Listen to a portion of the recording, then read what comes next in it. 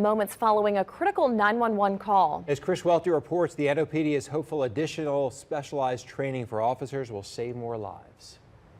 As it's putting that pressure, it compresses the big artery, brachial artery up here, up against the humerus. Learning about tourniquets, Advise them it's going to hurt. packing wounds, airway management, and other life-saving measures, 8 NOPD officers trained with New Orleans EMS to become certified emergency medical responders. Police are the first people to respond to any critical incident, before fire, before EMS, and a lot of times in these critical incidents, people are wounded, and the scene might not be safe for additional help to arrive yet. It's an unfortunate fact that we have a ton of violent crime and traumatic injuries in New Orleans, and any ability we have to treat a patient earlier is going to result in lives being saved. Captain Matteo Avocado with New Orleans EMS says this week NOPD attempted to apply a tourniquet after a man allegedly cut his mother's arm with a chainsaw.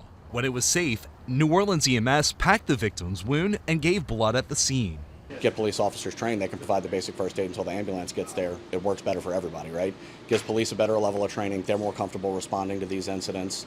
We have a patient who's better packaged, better prepared, more often than not healthier when we get there. NOPD is hopeful this additional training will save more lives. They're going to learn certain things like,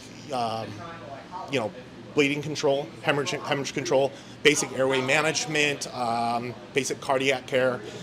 Basically enough for these officers to handle most situations that they're going to come in contact with, to be able to provide immediate patient care and then be able to hand off to more advanced practitioners with New Orleans EMS. NOPD Sergeant Andrew Packer, who is also a paramedic, pitched the idea for additional training to Superintendent Ann Kirkpatrick.